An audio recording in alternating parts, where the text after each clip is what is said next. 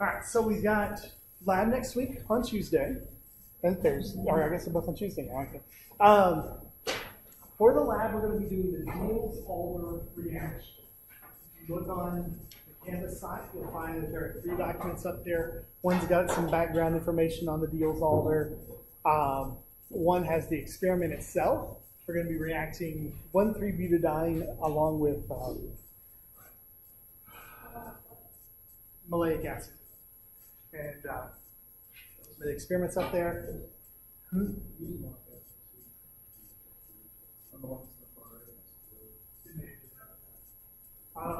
then we have a pre-lab quiz that's posted and up and ready to go for the Diels-Alder one. Okay, so make sure you take through or look through those before lab this week. That's the Diels-Alder lab. We will not have class on Monday. Are you having help session Monday?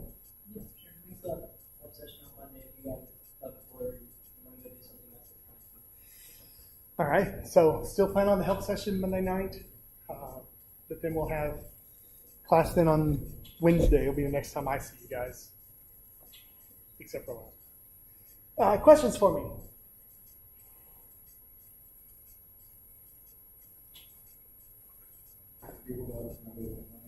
The Google Doc is due Monday at midnight. On the short process that are Mm-hmm. is there like you're like on in the book that theory on all of them? Is there like a specific theory? It's like I read the book and I don't feel like it's just like doesn't have a clear, I don't know. Okay. When it says theory there, it's talking more about what they actually do. For example, IR, it includes questions about what vibrations are there, like why would one vibration show up to the left of another vibration? So to understand that, or to answer that question, you have to remember that the equation that governs IR is wave number is equals 4.12 times the square root of kappa over mu. And so as kappa increases, so does our wave number, and those sort of things. That's what I mean by theory. I didn't know if there was like something that. Yeah. The two things that go with spectroscopy in general are theory and interpretation. Theory is why do the things show up where they show up. Interpretation is what's showing up where. And so there's questions on both of them, on both theory and interpretation. Okay. And if I would, as I said in class on Monday, I would have those done by the end of the day today, right? The 4 spectroscopy competencies. Because that's, if we're going to keep up with things, right? We're going to be hitting the conjugated system ones is going to open up in the next week, and then we're going to go back. We're going to go to having 1 or 2 a week, and so we don't want to get to the point where we have 6 or 7 of them that we have to take. All right, so I would make that a priority. Okay? Other thoughts or questions?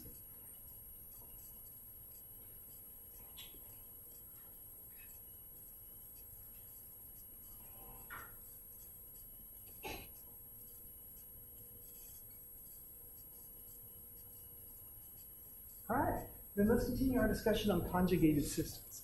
Remember we said an isolated double bond is when we've got 2 double bonds in a molecule or more double bonds in a molecule, but they are quote-unquote isolated from one another, meaning they're separated from each other by at least 1 sp3 carbon.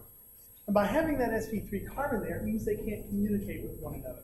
Because the only way that communication can occur is if the pi orbitals can overlap with one another.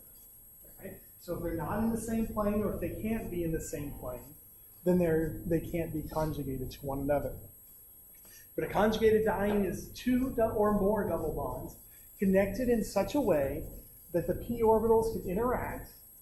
And so instead of just having an isolated double bond in one spot and an isolated double bond in another, we have a unique system where they are all together and interacting with one another. We noted that conjugated systems are more stable than their non-conjugated cousins. All right, so one of the things we had to do is trying to figure out how much stability we got from a conjugated system. So we did some math and we figured out that on average, it's somewhere between 15 and 17 kilojoules per mole. of stability. And I say on average because it's exactly that. You know, some molecules you're going to see conjugated, two double bonds conjugated together, and it's going to be 14. And sometimes you're going to see two conjugated double bonds, and it's going to be 17. And it all just depends on what else is in the molecule and what geometries they're forced into being. And it's how well those orbitals can overlap with one another. The more overlap that we can have, the more conjugation we're going to have. We also noted that we're not limited to just carbon-carbon systems. We looked at some systems where we had a carbonyl attached to alkene, and that conjugation could occur, and again, the stability was about the same. We looked at the molecular orbitals behind it, and we kind of finished up with here, and the idea, this is the same picture I drew up on the first day of class, that this actually looks a lot prettier, where on the first day of class I drew the 3 system, and then we expanded it to the 4. Well, here's that 4 system again, all right? Where we have, at the base, we have our fully conjugated, or fully bonding, everything symmetrically aligned. Then we have the one with 1 node, 2 nodes, and 3 nodes. And as we increase the number of nodes, we're going to increase our energy, all right? So in this case, we've got 2 bonding lobes and 2 anti-bonding orbitals. And when we fill, we're going to follow the Aufbau principle and such. We're going to fill the lowest energy, highest. So here we've got 4 electrons in stable bonds. All right? Does that make sense? Any questions with that? Okay, and then let's look at some other things regarding conjugation. There are 2 ways then, because that's not a single bond in between, there are 2 different conformations that we can have around that single bond. We call them the S-cis and the S-trans, where S simply just stands for the single bond character. And we are either cis around that double bond, or that single bond, or we are trans around that single bond. Now, interestingly enough, because of all the things, it's not a true pi bond either, right? It's somewhere in between. But there is a rotational barrier there, 20 kilojoules per volt. So there is a barrier there. But it's going to become important because for one of the reactions we're going to do, the Diels-Alder reaction, the diene has to be able to adopt this S-cis conformation, which is the less stable of the 2 conformations. Right? But these are 2 different stereoisomers of one another. Though sometimes they're called conformational isomers as well. What was the difference between a conformational isomer and a stereoisomer?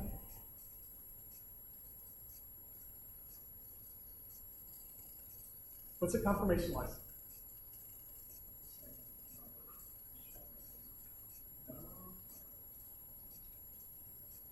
Conformational isomer.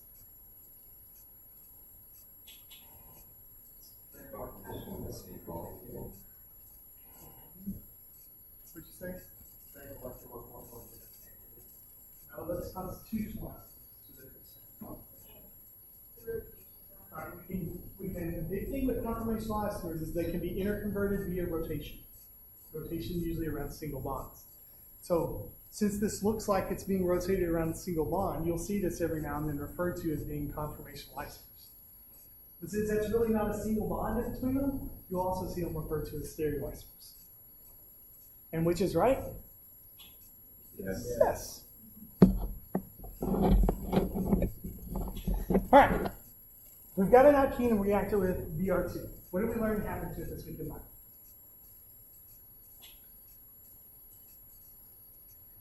An alkene plus Br2. What?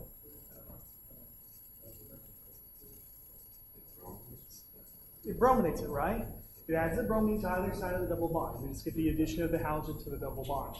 Okay? What do you think would happen here? We've got a conjugated system, right?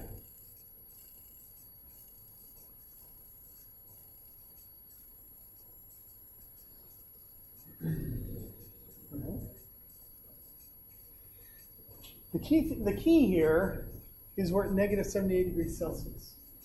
Okay? at negative 78, it turns out there are two possible products. And at negative 78, the product that we form in the major amount is the product that we would expect based off of just normal alkene chemistry. Now, we call this 1,2 addition. Right? And it's called 1,2 addition because we're adding the bromines at the quote-unquote 1 or 2 carbons, the first and the second carbon. Now, that 1 and 2 have nothing to do with nomenclature. Okay?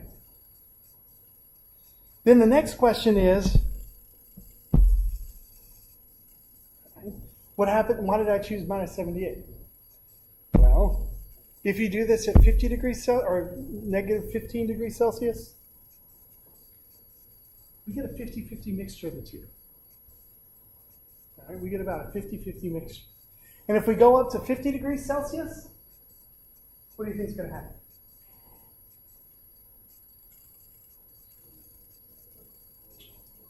It's going to be pretty much all 1,4. This is one of those situations where the product that forms is going to be determined by the temperature. And to understand why, we're going to need to look at the mechanism. So, let's start with our conjugated diene.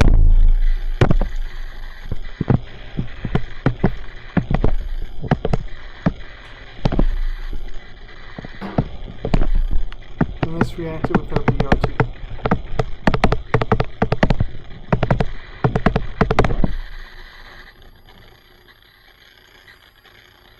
Now, what's the first step of this mechanism? The first step, it doesn't matter, but let's do it negative 78. But what's the first step when we react an alkene with the Br? No, there's not light or heat here.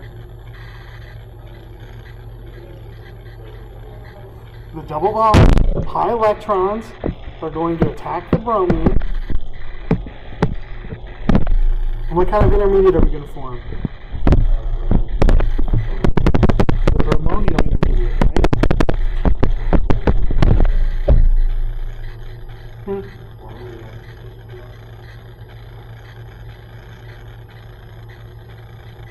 Oh, were we? No, that would be Br2. It doesn't matter, it's the same thing. It's the same thing. Alright? Now, when we look at this intermediate, it has resonance, right? We know that the bromonium intermediate could also be described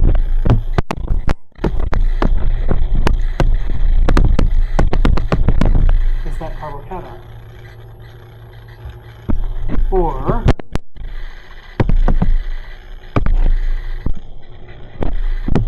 if those electrons can go that side,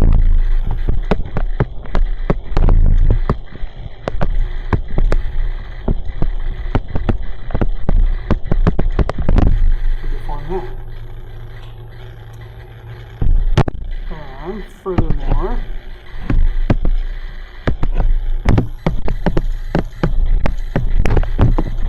those people in.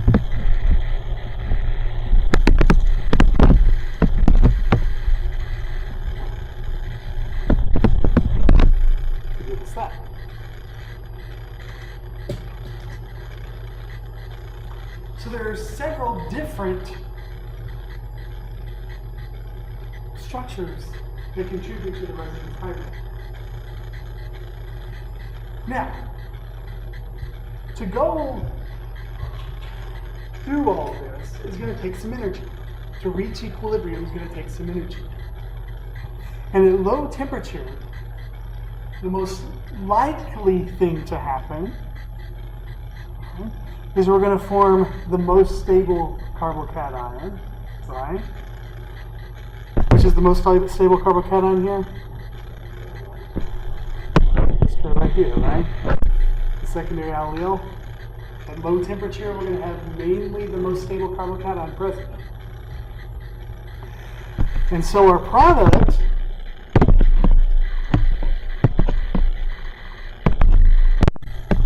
is going to come primarily from that guy. And so we call that 1,2 addition because the bromines are added relatively in 1,2 arrangement to each other. Now, we call this the kinetic product. Okay? This is called the kinetic product. When we go and form the kinetic product, we are going through the most stable intermediate.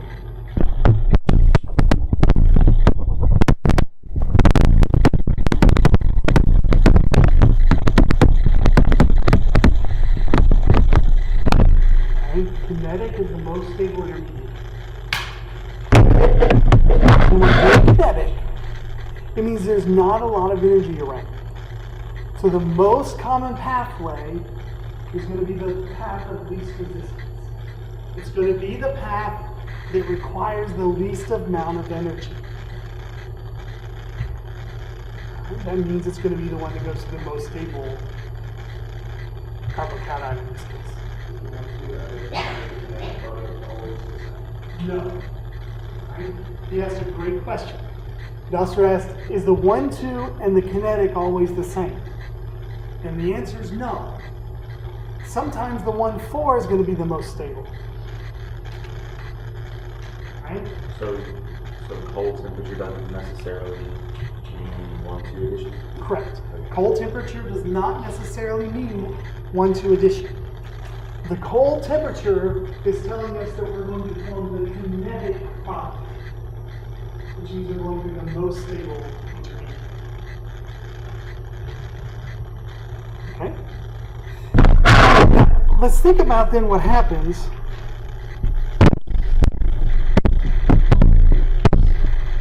if we switch it up, okay? And let's do it at 50 degrees Celsius. Same reaction, 50 degrees Celsius.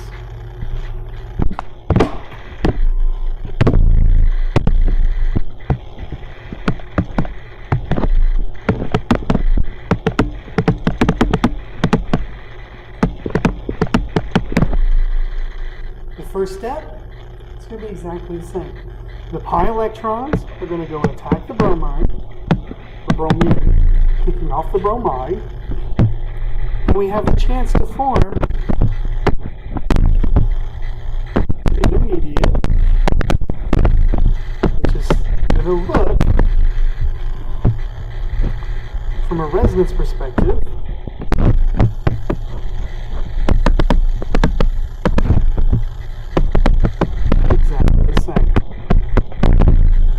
I'm not doing anything different here.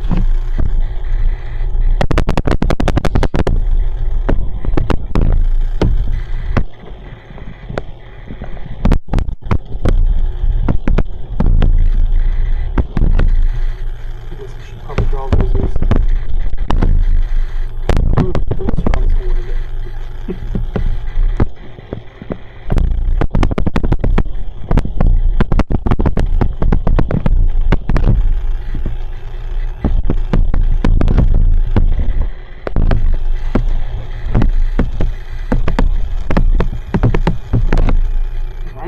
So up to this point, it's exactly the same.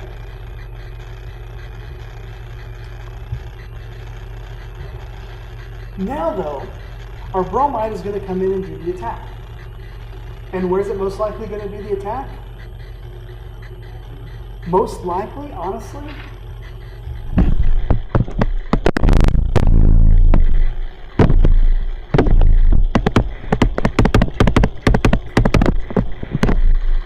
what's the most stable carbocation? So most likely, what's going to happen initially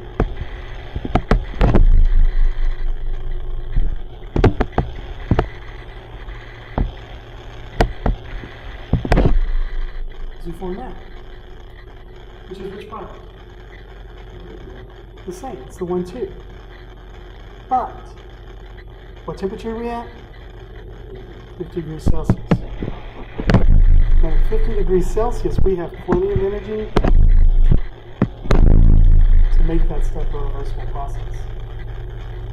So it goes back to the intermediate. And the reality is, because we are at high temperature, the bromide, when it attacks, will have the opportunity to attack all of the possible resonance structures.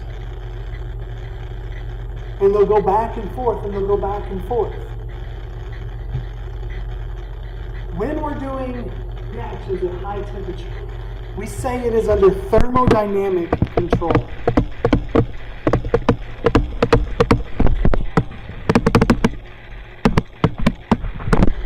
We're under thermodynamic control. When we're under thermodynamic control, it means that the thermodynamics are driving the process. Whichever product is going to be the most thermodynamically stable is going to be the product that's formed in the greatest amount. So if we look at the second one, and we have a bromide come and attack this guy, it can either attack here or here. Which product do we form? We still get the 1, 2 adduct, don't we? Alright? If the bromide comes and attacks here, what do we form? The 1, 2 product. However, if the bromide comes in and attacks here, we get something else, don't we? If it comes in there, we form this guy. And this we call the 1, 4 adduct, or the 1, 4 product. So, when we do our attack, almost all of the resonance structures are going to lead us to some version of the 1, 2 product. There's only one way that we get this 1, 4 adduct. So if this was a statistic process, what's the most likely product going to be? But at 50 degrees Celsius, are we doing statistics? We're not. Right? We're doing thermodynamics. And in thermodynamic control, the product that's formed is the most stable product.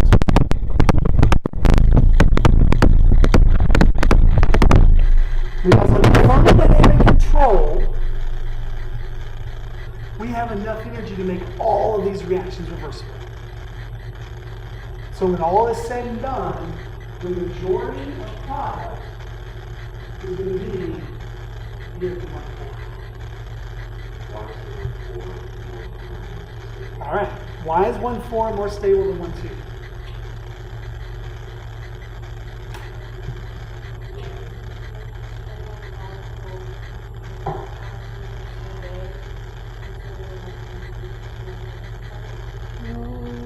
Not quite. Because in the 1, 2, we can point the bromines in opposite directions.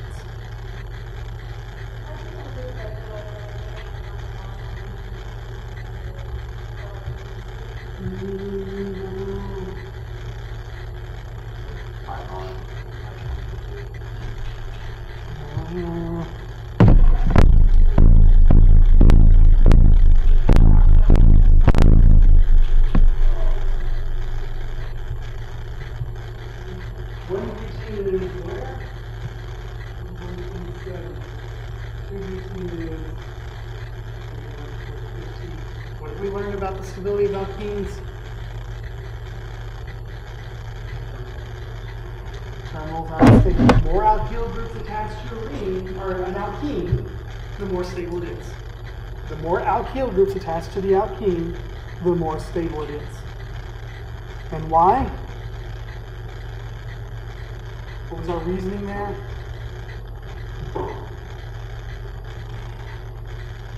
Remember?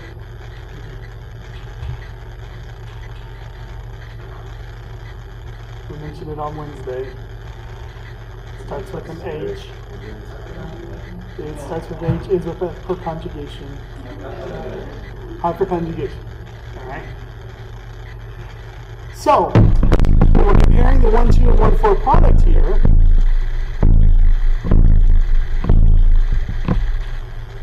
the 1,2 product just has, the alkene just has one group on it. The 1,4 product, it has two. So 2 is going to be more stable than 1. Everyone see that?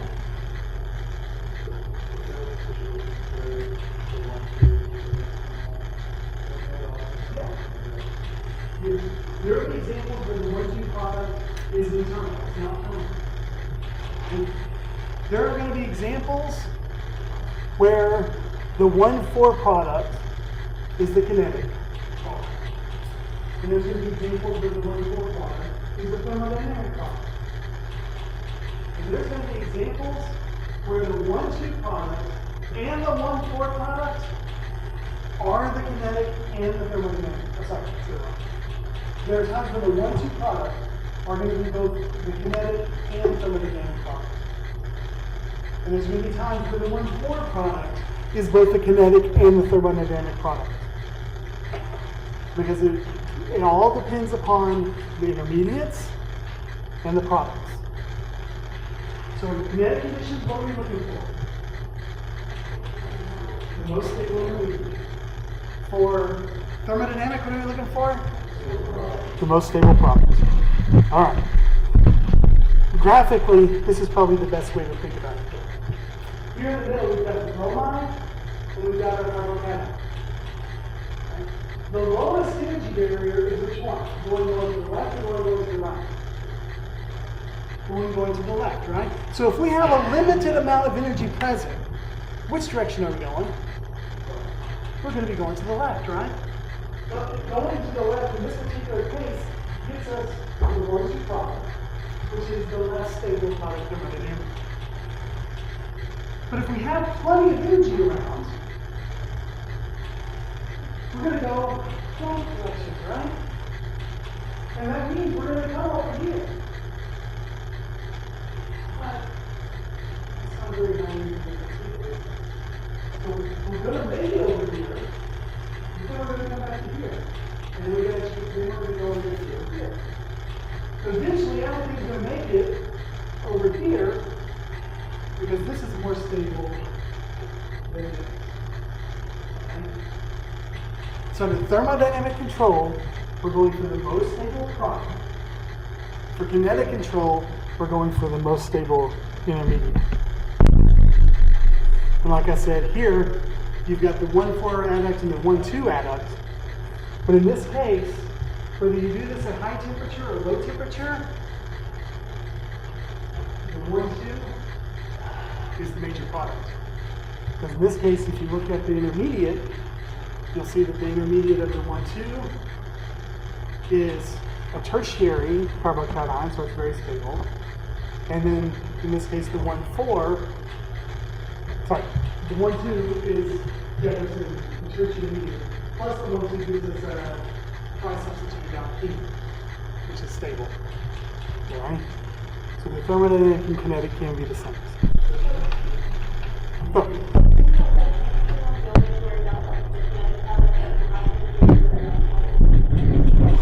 No, for both, yes. For if it's low temperature, look at the intermediates. Figure out which is the most stable intermediate that's going to be your product. For high temperature, look at all the products, see which is the most stable that's going to be your product. Anything above room temperature, like 40 plus. Right, less than, for bromine, less than 350 degrees Celsius. Yeah. All right. Yes. So you said previously that 150 Celsius would be the product, so why is that? Because if I'm in the middle between, there's some going left, there's some going right, and there's some that's within, because we're in the temperature of the gradient, right? So some of the equations are allowing to come back, but some of them aren't. So you're just ending up with some of both. You're ending up with some of the reaction being controlled by thermodynamics and some being controlled by kinetics. So it's just a hodgepodge of everything.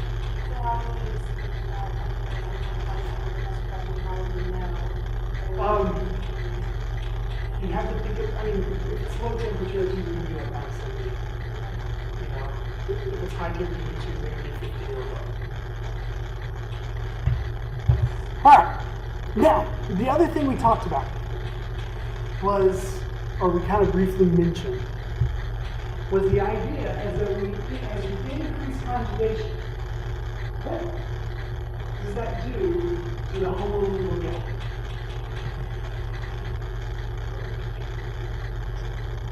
It makes it smaller, right? As we went from one double bond, we had two levels like this, right? Two double bonds, a little closer together, and we went to four double. We went to three double bonds, we became a little closer. Four double bonds, we were a little closer. Well, if we get enough conjugation, we can start getting things to show up, these transitions to show up in that UV visible range. Right now, just as you remember from physics, the UV range goes from about 200 to 400 nanometers. The visible range goes from about 400 to 700. Right? Now, if you just have one double bond, just a normal alkene, the energy required to excite an electron from the HOMO to the LUMO is about 165 nanometers. Okay? With a normal alkene, we're looking at right about 165 nanometers, which is pretty far down in the UV range. Okay? But if we go to a conjugated diene, those two middle layers get a little closer together. Now the energy required to move one from the HOMO to the LUMO is only 217 degrees. Nanometers. Only 217 nanometers. Now we're firmly in that near UV range. Okay? We've gone from 165 down to 217. And Okay? what caused that? Okay. What caused that is by adding the conjugation, we're adding more stability. Right? It's bringing those levels closer together. So anything that has a conjugation in it, we can measure using UV-Vis spectroscopy. Now, you guys have all done a version of UV-Vis spectroscopy back in your freshman chemistry class. In fact, they did it in 122 lab this week. They took their red from coloring and measure the concentrations of the different solutions using the red feed, or the standards in the spectrophotometers. Those spectrophotometers we use are just visible spectrophotometers. They only look at light in the region of about 368 up to about 700 nanometers. Okay? They just look at that visible portion of the scale. Over across the hall in the instrumental lab and over in the biochem lab, we have UV-Vis spectrometers. And they can look at anything in the UV region all the way up through the visible region. And so if we take a conjugated alkene and throw it in one of those UV-Vis spectrometers, what we're going to see is something that looks like this. Right? This is a typical UV-Vis spectrum. Now, what does it look like? Not much, does it? All right? There's not much to a UV-Vis spectrum. In fact, in the literature, it is very rare that anyone ever prints the UV-Vis spectrum in modern. There are really only two data points that are important. One is the wavelength of maximum absorption, and we call that the lambda max.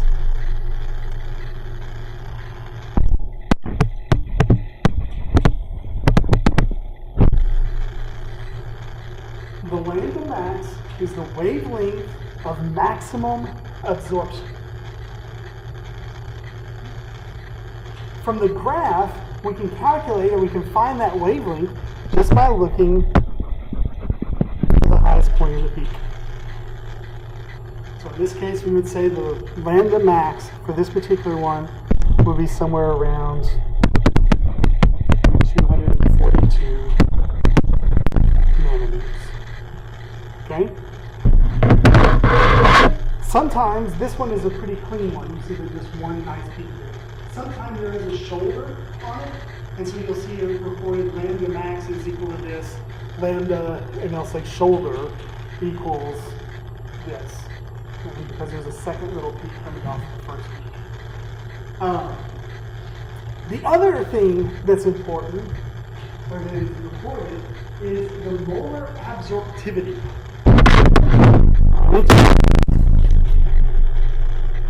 The molar absorptivity, given by the epsilon there. And if you remember, you can use Beer's law along with the absorbance to calculate the molar absorptivity. Remember, it's absorbance equals concentration times path length times molar absorptivity. A equals ECL. Alright? So you can use Beer's law to go back and forth between them. So the absorbance is just telling you how strong that absorbance is. How sensitive was it to the light? Those are the two values that are recorded. Alright, what was the center of the peak and how tall was the peak? Those are the only 2 points that we get from a UV. So, for general numbers, we saw that ethylene was at 165. 1,3-butadiene comes in right around 217. 1,3,5-hexatriene, where we've added on one more conjugation, comes in at 268. And then the 1,3,5,7-octatetraene, where we've added on another double bond, comes in at 290. So what's our trend here?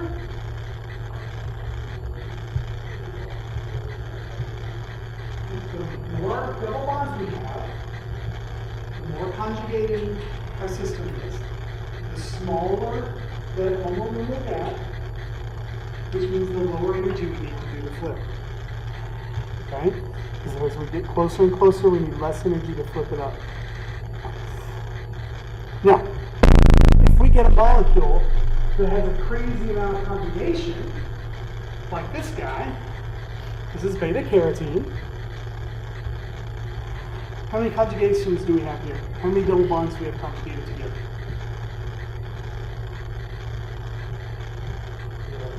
We got 11, right? The beta carotene shows up at 463 nanometers, and it's got a little shoulder there at 494. Okay?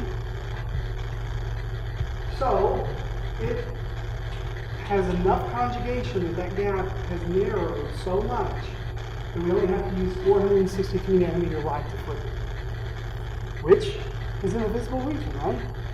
So visible light will be enough to flip this guy. Now, notice the data points to the point are continued, right? We've got the main peak, the lambda max is at 463, and it has molar absorptivity at 5.1. And then the shoulder, and I know this is the shoulder simply because it's got a lower molar absorptivity, so it's not absorbing as high. But the shoulder is at 494, it's at 4.77. Okay, and that's what we'll be reporting. Because every UV spectrum in the world looks exactly the same. It's just a peak. Alright?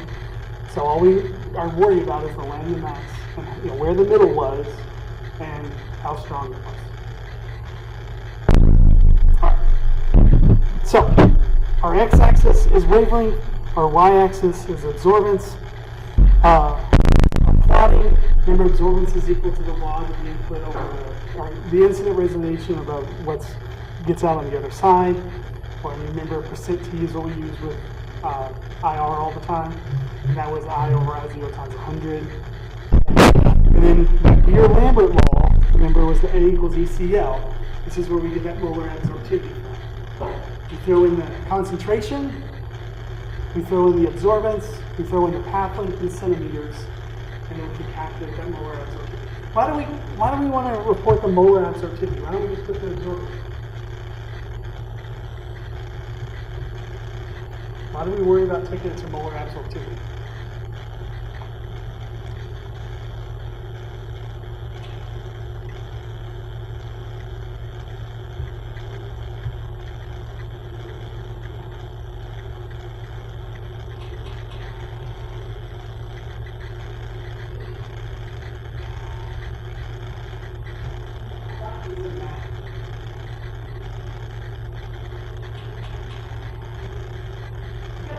The absorbance changes the concentration, right? The more you have, the more light's going to be absorbed. If you double your concentration, you're going to double your absorption. So if you're just going to report absorbance, you would also have to report your concentration. You would also have to report your pathway. Because some pathways are 1 centimeter, like the little cuvettes you used last year, or square cuvettes that are centimeter by centimeter. Some cuvettes are 3 centimeter by 3 centimeter, some are 5 by 5. And so that's what it comes into. Because a 5 centimeter cuvette, you're going to go through 5 times the amount of sample. So you're going to have 5 times the absorption. So the molar absorptivity is what's reported because that has been standardized. We've taken out the concentration. We've factored in the pathway. So the molar absorptivity is going to be the same no matter what spectrum is running. No matter what the concentration, no matter what the path length, the molar absorptivity is always going to be the same. It's equivalent to why all of our NMRs, the x-axis is what? Parts per million. Parts per million from what?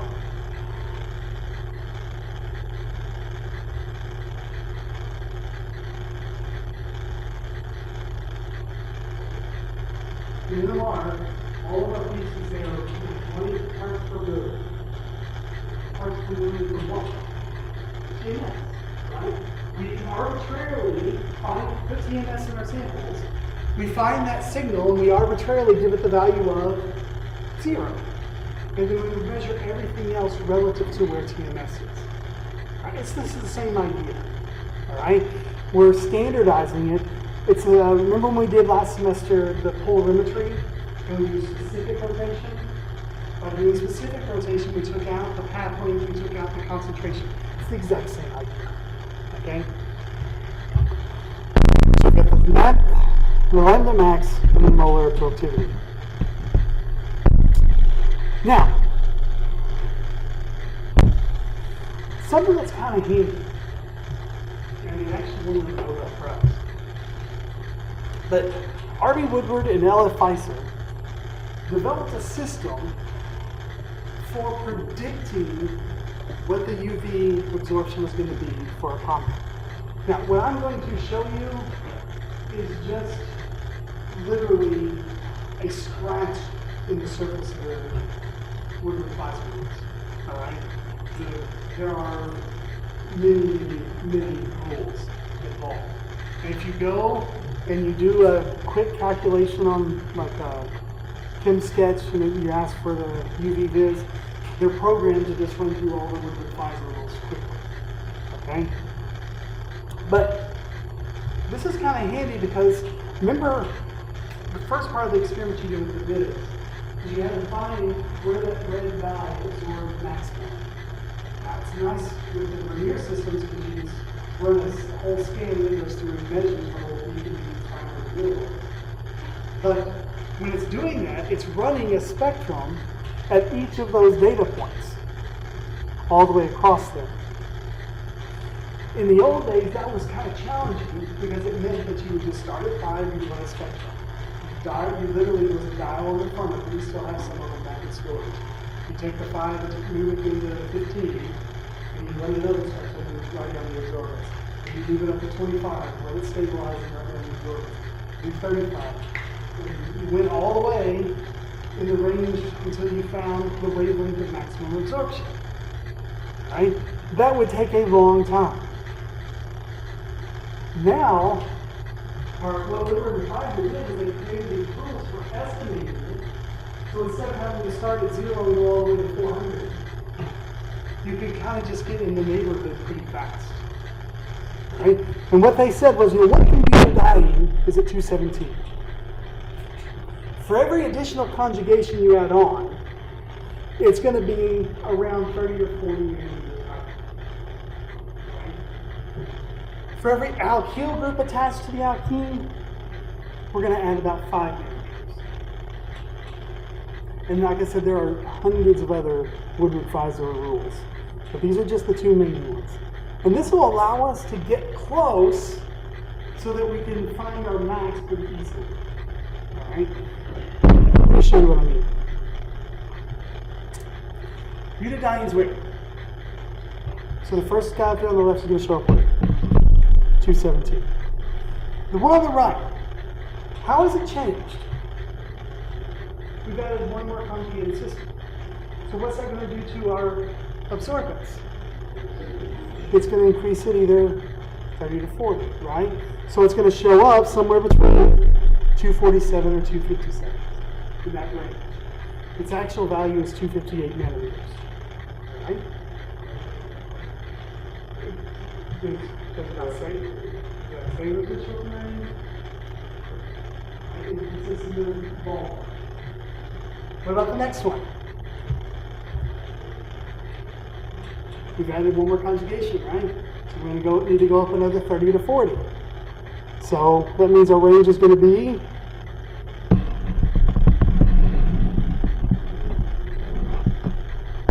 277 all the way up to 297. Notice our error here is starting to compound. Right? We only had 10 nanometer here, now we're at the 2 nanometer window. Right? And the 290 does fall in at that point. On the bottom right, what's our start value going to be? 217. But then what do we have attached to our... Right? There's an alkyl here, an alkyl group there, and an alkyl group there. How much do we have for each alkyl group? 5. So 217 plus 215 equals 232. And this one actually shows up right at 232.